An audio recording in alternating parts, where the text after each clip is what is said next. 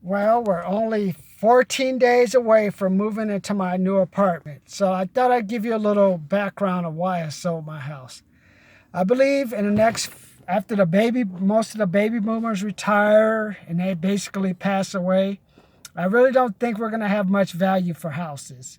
Because the way I drive around, I kind of drive around right now where I'm living. You see like a lot of houses being built everywhere. I mean, it's like the developers are just pushing them out. I remember this is exactly how it was before the Great Recession back in 2006, 2007. Everyone just, I want to have a house, and they were finding ways to have houses, manipulating the paperwork. And then they got the houses. So for me, let me let you know. First, I've owned two blue duplexes where I thought, hey, I try to be a landowner. But what I didn't learn about being a real estate owner is I didn't understand the value of units.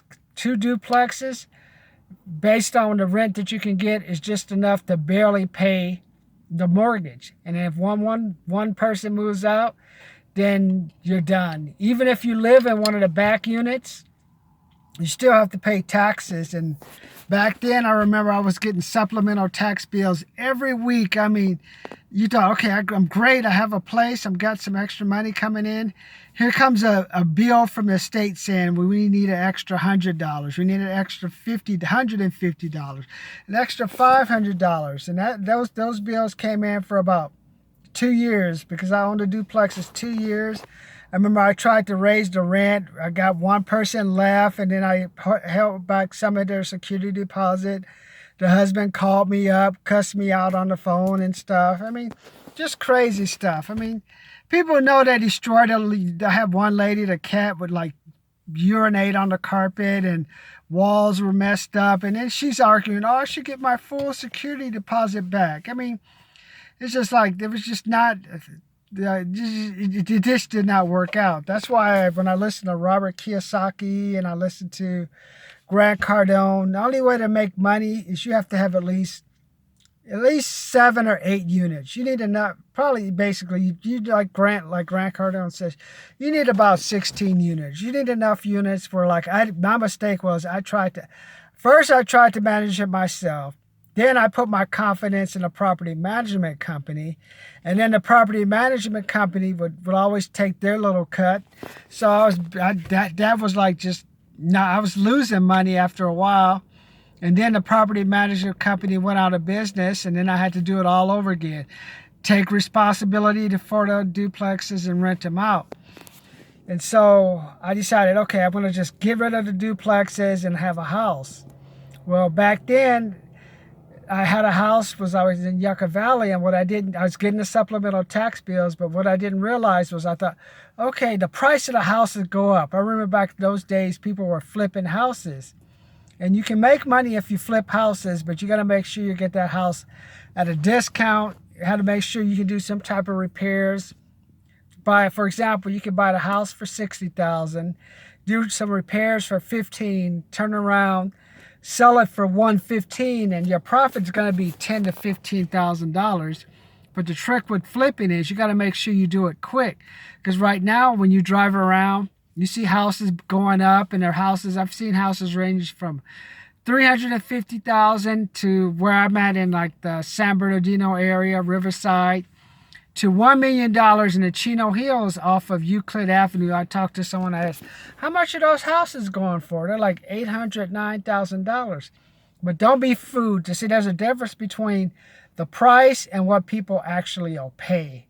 And that's what happened during the Great Recession. People said, oh, I have a house worth $1 million, or I have a house worth $1,500,000. But then when you turn around and sell it, you only can get $400,000, $500,000. And I think I see the same thing happening again. Because at least back then, the jobs were, like, I remember back then it was like retail, maybe some aerospace. That was when Yahoo and those startups were coming up, so people were getting jobs. You had venture capital money coming in. But now, unfortunately, I drive around, and what you see in these areas with these lot of houses, you see warehouses. Or a fulfillment center where you get to wear a vest and goggles. I just like to laugh because we used to work at Petavina Mold and Dye, and it was me and I think another guy, here's an older black guy I used to work with. We didn't have no goggles and stuff. Maybe we wore goggles when we did soldering and we ran like the injection molding machine. You guys don't know what that is. It's just a machine where you pour these plastic pellets in. It melts the melts the plastic little peel things, and then you run like then it makes parts. It was basically jobs that were like primarily back in the South that are gone to China. They still do the same thing. Either you do it with cheap labor or you do it with machine. Either way, it's still there. So, but you see, like you drive around, and I just see like them tearing down all this land and putting in these giant, humongous fulfillment centers. But the problem is they only pay so much. So basically, the current housing is only being really supported by the baby boomers who haven't sold their house.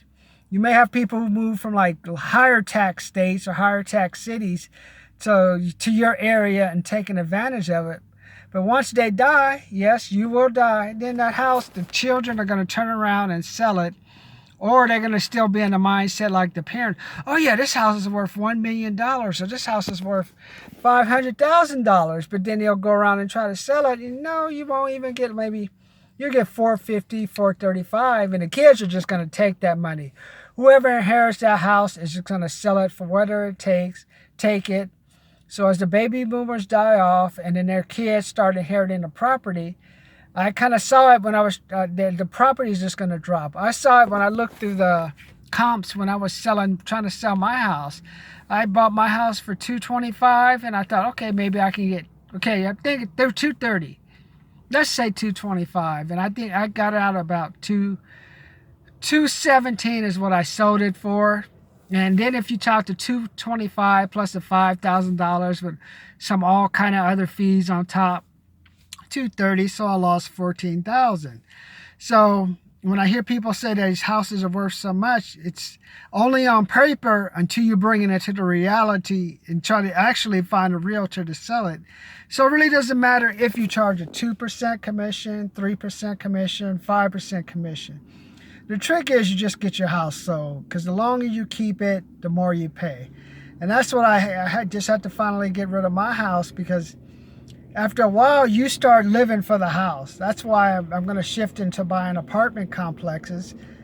I'm raising like $2 million right now to get a couple of units, because the house, basically after a while, a house is just a liability. It's just a house. It's a piece of property that you own with the local and state governments. That's it. I remember my grandmother's house was paid off, but she was always, Martin, the house is paid off, but I got to pay the property tax bill. And I remember it started off at $125, so I said, that's cool. But then during the 2005, 2006, it shot up to about $300 to $350 for that piece of property. It was just the house was paid off, but we're still paying property tax, and the city and the state aren't really doing anything to improve it. But have someone come by and tell me to cut the bush that's on like the line, or get some type of thing to put on a roof to do some type of stuff. So I just realized that after a while, a house is just a liability. You got to fix it. I remember on my way out the door, I realized I got rid of mine. So I lived in a high fire area because I was on 1.5 acres of land in the middle of nowhere. And I thought, okay, you put the sprinkler in. I don't mind that, but you make it mandatory for us to put the sprinkler in, but you don't have any way for me to actually get the repairs done when they leak. I remember those things were leaking, and I did 2 repairs, and that was it. One repair, for both repairs, I had to help them. I'm paying them like $400. I paid one guy $300, so he taught me a lot about the fire system, so I didn't mind that. But then the second guy was, okay, I'm going to do all the repairs, do this. We cut the water on, the line busted, put water all over the house. So then we tried it again, fixed the line up, and he says, okay, this time you can't have water for 24 hours. We're going to let it dry, and if any problems, call me. Boom. Because rather than helping a homeowner, these guys are putting these type of lines now in all the houses that are being built. So they're getting paid more just to put them in the house instead of just, they're like kind of basically just out there looking for work to just get paid. But I'm trying to get them, but they're part of a fire hydrant, the fire repair line company. So this is sort of like their extra income. But the problem is they don't have any guys who really want this extra income. So that's why I ended up selling my house. And I basically, like, plus when you're over 50, it's like, okay, I got a house. I may have kids. I may have a dog, a wife. But it's just like, it's just work, man. And it's just like, sometimes you just, unless you pay, if you have a house, you got to pay top dollar, man. Don't just get a cheap person to do your landscaping. Don't get a cheap person to do any repairs. You'll pay the price. So that was what I wanted to talk to you about, because we have 14 days till I'm moving into an apartment. I'll move into the apartment, give them nice security deposit. And then after that, I'll focus on buying apartments, because the more apartments I have, the more money I'll have come in to pay the loan and also do repairs, but also reinvest in other apartments. Because in my opinion, I think in the next 2 to 3 years, you're going to see another great housing recession. Because the housing recession is going to come from the baby boomers who let their houses go. Because once those prices drop, it's going to drop down all the prices. And I don't think having a house is going to help you save money. Because if they ever get rid of like all these propositions and stuff, the taxes on the houses are going to skyrocket. You're going to have another Great Depression, another mass foreclosure, and people letting their houses go. So my theme for today is, like I say, well, for me it was important to get rid of my house because I think I could use that extra money to buy apartments and really solidify my wealth. Because who wants to grow old and be broke? So let me know what you think. Subscribe. As I move into my apartment, what do you think?